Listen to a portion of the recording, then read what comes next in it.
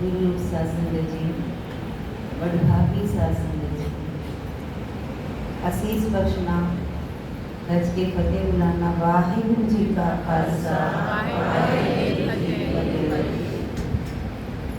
मारू महला पंजवा, जाको महल महल मेहरबाना, सोई मर्द मर्द मर्दाना। मर्दाना जी जो गुरु साहब के रबाबी, रबाबी का मतलब होता है कि जो रबाब बजाता है, साज है, और ये साज गुरसिक्खी का साज है, पहला साज है। भाई गुरदास जी ने मर्दाना जी का नाम अपने ग्रंथ भाई गुरदास जी की वार के अंदर 2 बार लिया है। भाई गुरदास जी कौन थे? देखो, जब एक वर्ड आता है उसके अंदर से कथा दूसरी निकलती है। ये भी पता होना चाहिए कि भाई गुरदास जी कौन थे। भाई गुरदास जी वो महान शख्सियत थे जिन्होंने गुरु ग्रंथ साहिब जी का लिखारी का काम किया। गुरु अर्जन देव जी महाराज 5वें गुरु नानक जब गुरु ग्रंथ साहिब जी की वाणी को उचारते बोलते तो लिखने का काम भाई गुरदास जी ने किया था, और ये गुरु अर्जन देव जी के मामा भी होते थे। भाई गुरदास जी ने अपनी एक वार भी लिखी है, अपनी एक ग्रंथ भी लिखी है, और गुरु अर्जन देव जी ने कहा था कि ये गुरु ग्रंथ साहिब जी की कुंजी, कुंजी का मतलब होता है चाबी, ये चाबी है। गुरु ग्रंथ साहिब जी को समझना हो, उसमें से कुछ ऐसे शब्द, कोई ऐसी साखियाँ हो जिसका आपने विस्तार पाना हो, तो वो भाई गुरदास जी की वार को पढ़ोगे, उसको समझ के आपको गुरु ग्रंथ साहिब जी आसानी से समझ आएगी। तो भाई गुरदास जी ने भी इनका 2 बार नाम दिया है, एक बाबा अकाल रूप, दूजा रबाबी मर्दाना। फिर भला रबाब बजाएगा मजलस मर्दाना मीरासी। मजलस कहते हैं ये संगत की जो महफिल है उसको।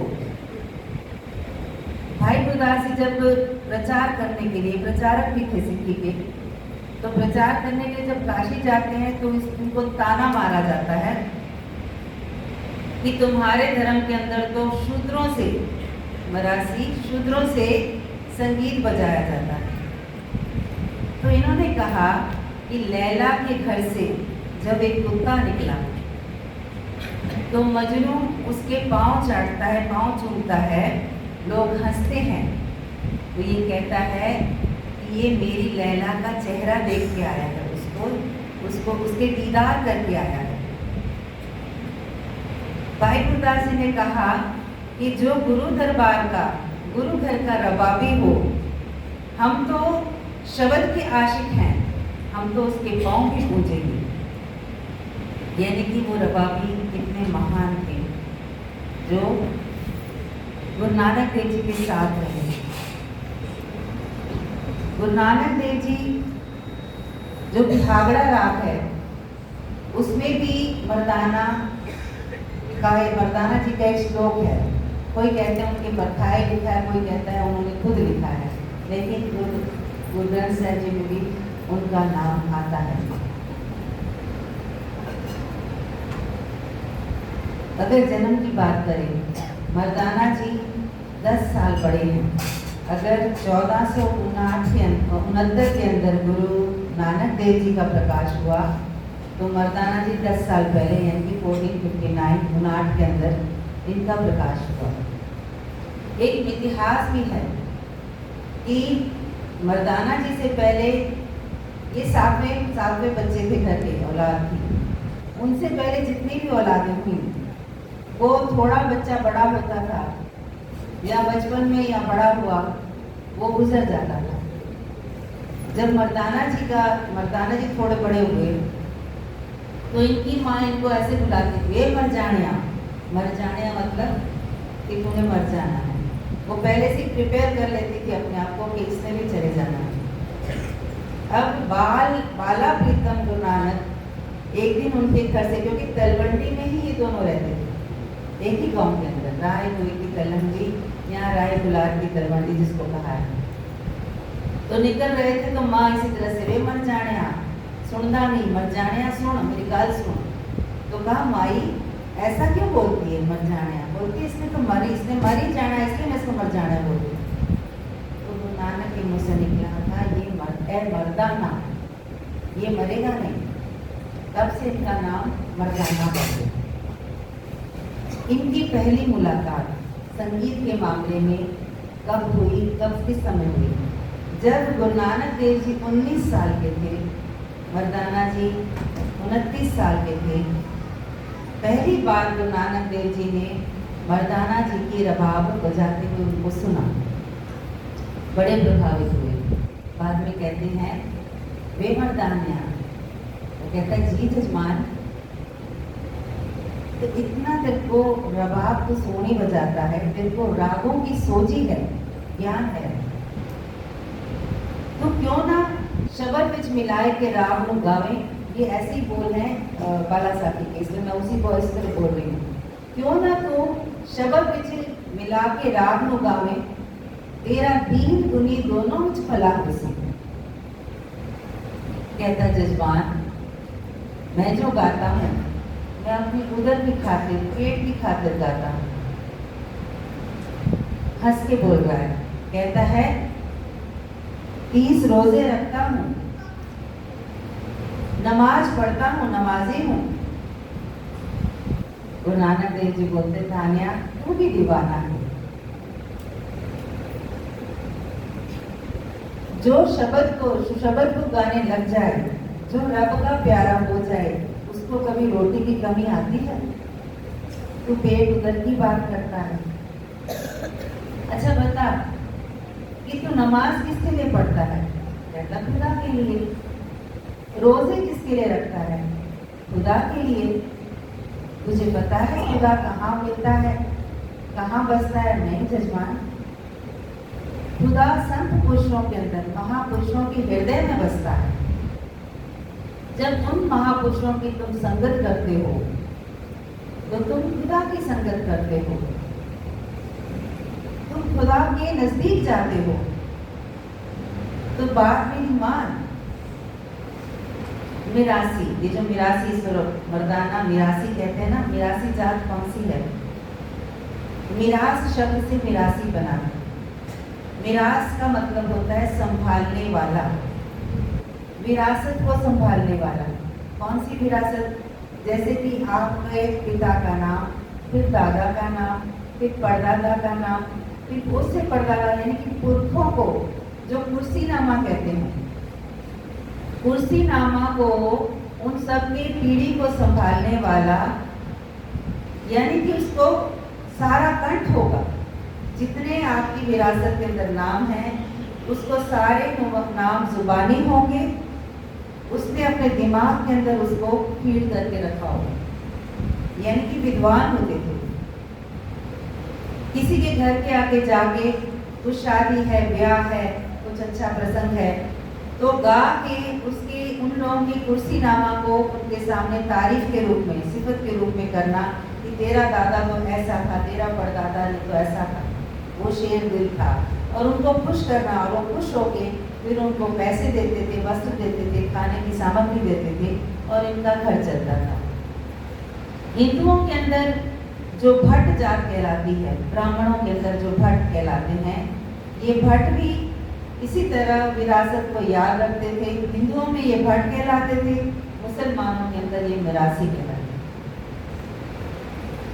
अब जब इन्होंने कहा कि भाई तू मेरे साथ में आ जा, तो मर्दाना जी एक और बात कहते हैं कि तू वेदी कुल का दीपक है और मैं शूद्र जाति का मिरासी। तू कह रहा है कि मेरे साथ रहे, मेरे साथ चल, ये कैसे संभव होगा? गुरु नानक जी कहते हैं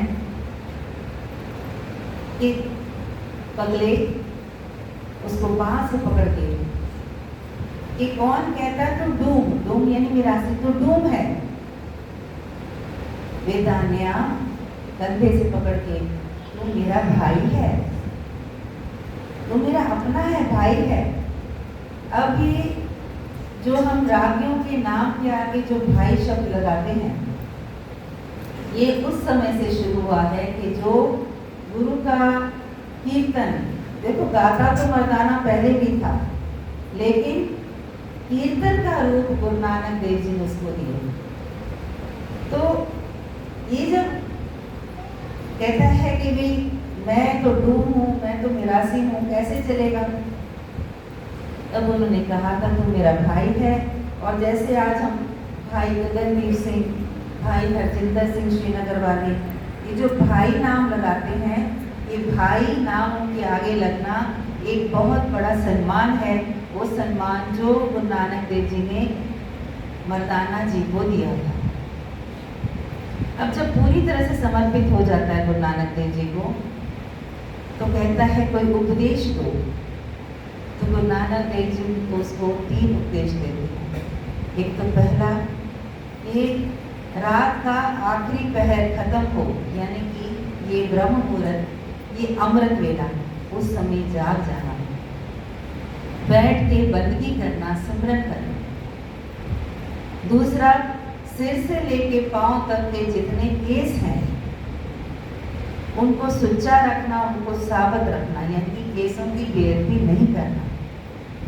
तीसरा, ये जितना तेरे पास है उसमें से घर पे तेरे कोई मेहमान आए, कोई संगत आए, कोई सवाली आए, तो अपनी योग्यता मतलब उसको भोजन करवाना, उसको लंगर करवाना।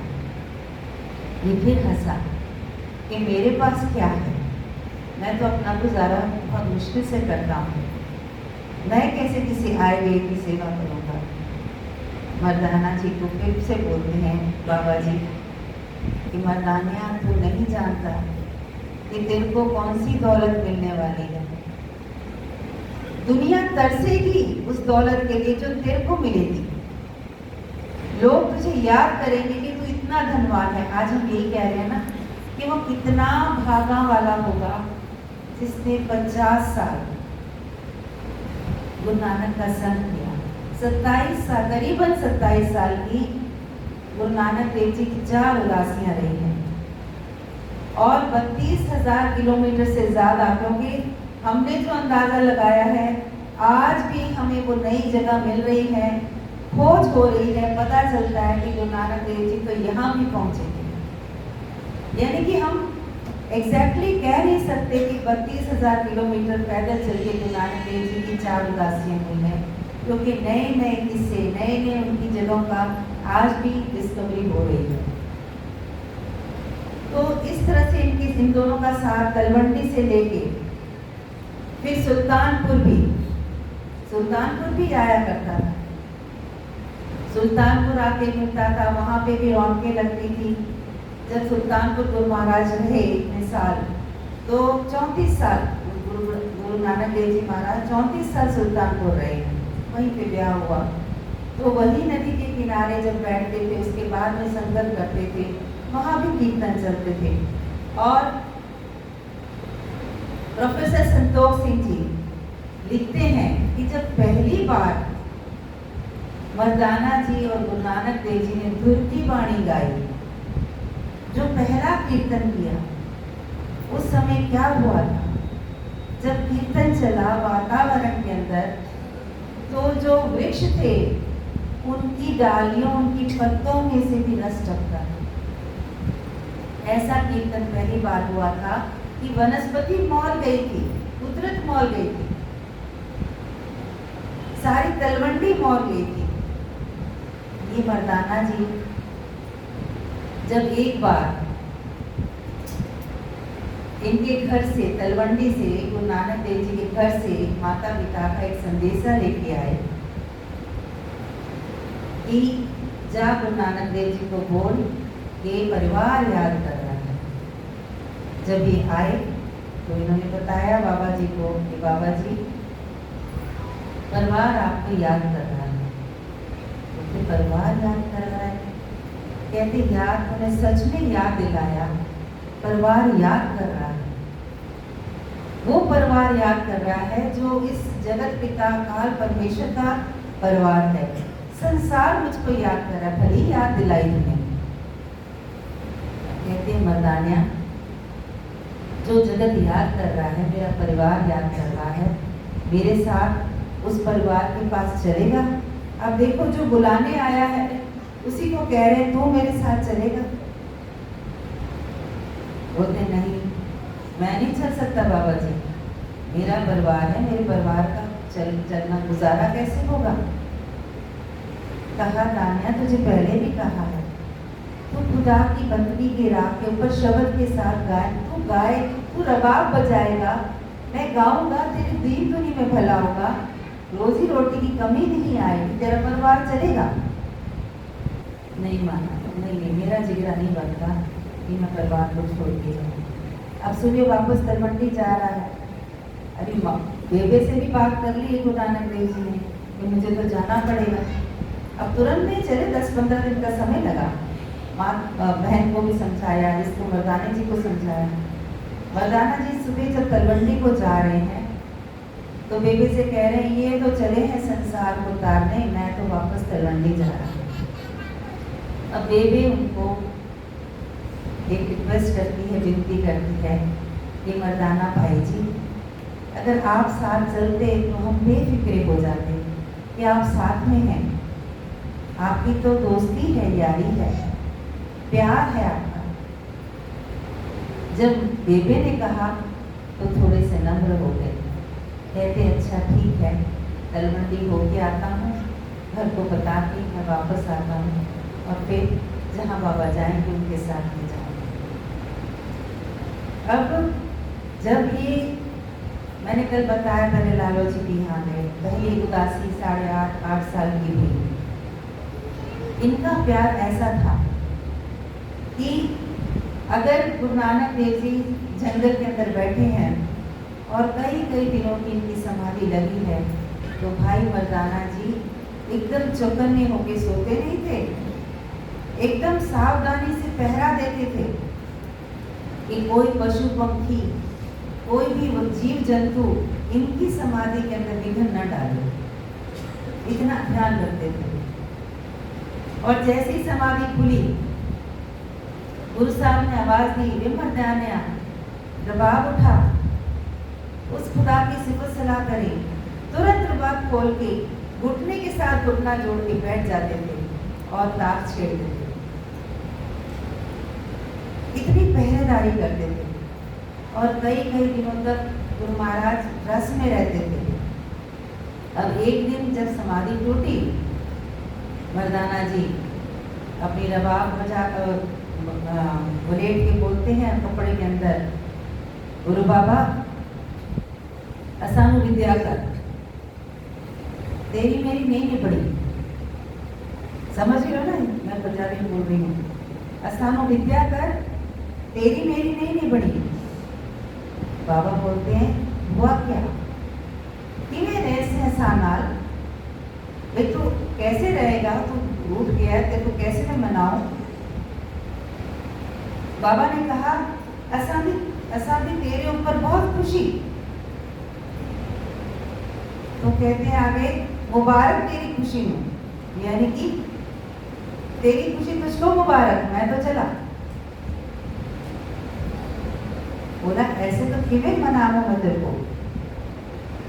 तो मर्दाना जी बोलते हैं रुक सकता हूँ मैं तेरे साथ। अब इसको देखो, बाबा जी को, गुरु बाबा को ये तू करके बुलाते हैं। इस तू में कितना प्यार है, कितना अपनापन है। कहते रहूंगा तेरे साथ। कहते तू अतीत पुरुष है, साधु है, तुझे कई दिनों तक तेरी समाधि के अंदर तुझे भूख नहीं लगती, तुझे प्यास नहीं लगती, तुझे लोग पत्थर मारते हैं, तुझे उसका कोई फर्क नहीं पड़ता, तुझे कोई पागल दीवाना कहता है, तुझे उसकी असर नहीं होती। रहूंगा तेरे साथ। और सब दूसरी बात ये भी कही कि तू बस्ती जावे ना, उजाड़ रहे। जहाँ पे लोग बसते हैं तू वहां जाता नहीं, जहाँ उजाड़ है, जंगल है, वहां आके तू 20-20, 25-25 दिन की समाधि लगा लेता है, तू किसी रस में रहता है। रहूंगा तेरे साथ।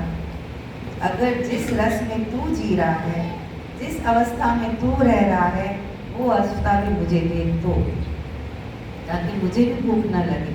और मुझे तो भूख लगती है, तू अपने आनंद में रहता है, मुझे प्यास लगती है, तेरे पहरा करने की मेरी ड्यूटी है, मैं कहाँ जाऊं?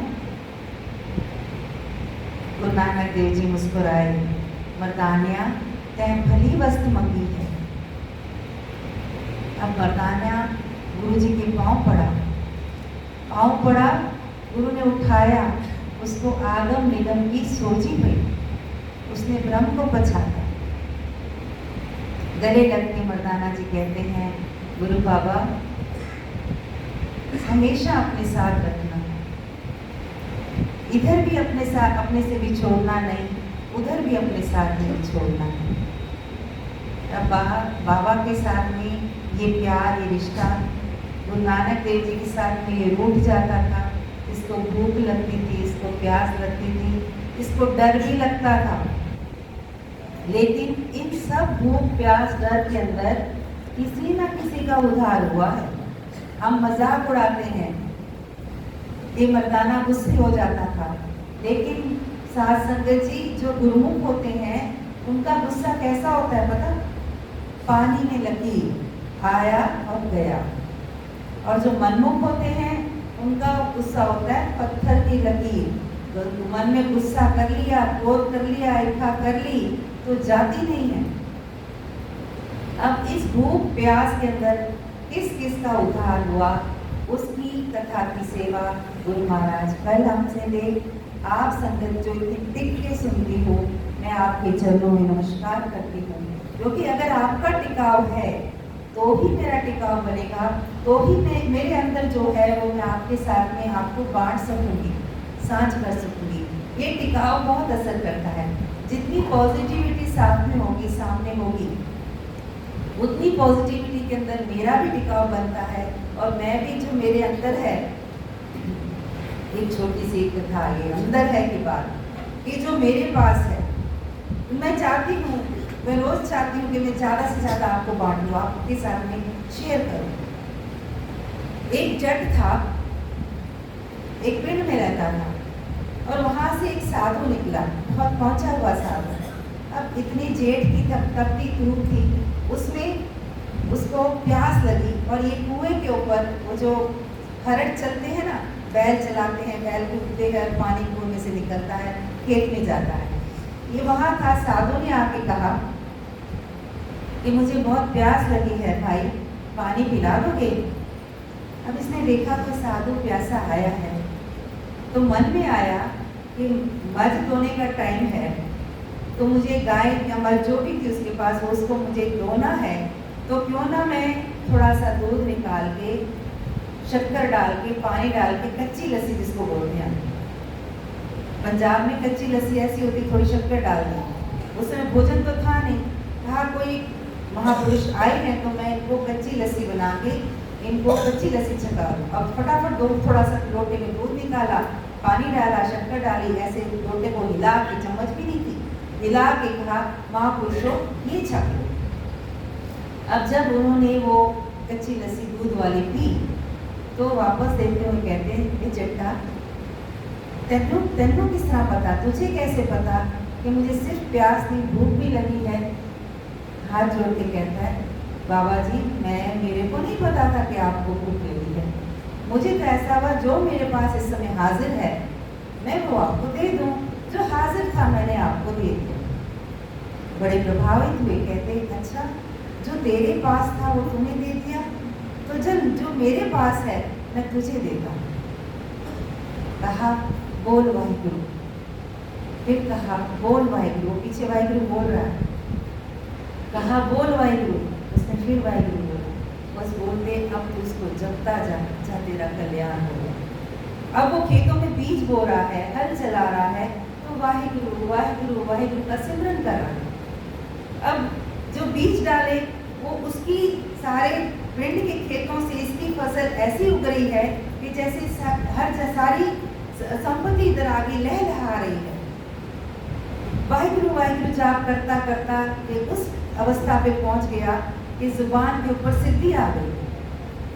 किसी से बात कर रहा है, कोई कहता है कि मुझे ये तकलीफ है, कहा ठीक हो जाएगी, और वो ठीक हो जा रहा है।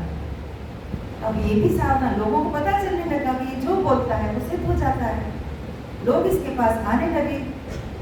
अब ये घबरा गया कि मैं कोई साधु तो नहीं हूँ, मैं तो महापुरुष नहीं हूँ, लोग मेरे पास आते हैं, मेरे पास तो कुछ नहीं है, मैं तो सिर्फ सिमरन कर रहा हूँ। इसने पिंड छोड़ने का फैसला कर लिया है कि लोग मेरे पास आके मुझे मत्थे टेक रहे हैं। एक कनखल के हरिद्वार के एक महापुरुष थे, वहां तक की बात पहुंची कि भाई इस तरह से कोई जट है, वो सिद्धि को प्राप्त हो गया है, वो भी इसके दर्शन को आए। इसने वो घर वो पिंड छोड़ दिया क्योंकि वो नहीं चाहता था कोई मुझे परमात्मा से आगे पूजे, इस देही को पूजे, मेरे मत्थे टेके। तो कहने का भाव ये था, बात आई थी कि जो मेरे पास है, जो आपके पास है, वो लोगों के अंदर बांटना शुरू करो। यही गुरु नानक का उपदेश है, वंड छको। इसको वंडना बोलते हैं। जितने आप लायक हो, जितनी आप सेवा कर सकते हो, उसको वंड छको, क्योंकि जो आपके पास है आप उसको बांटोगे, गुरु आपको उसको 4 गुना देगा। तो मेरी इतनी सेवा परवान करना, भूल चूकों की क्षमा करना। वाहिगुरु जी का खालसा, वाहिगुरु जी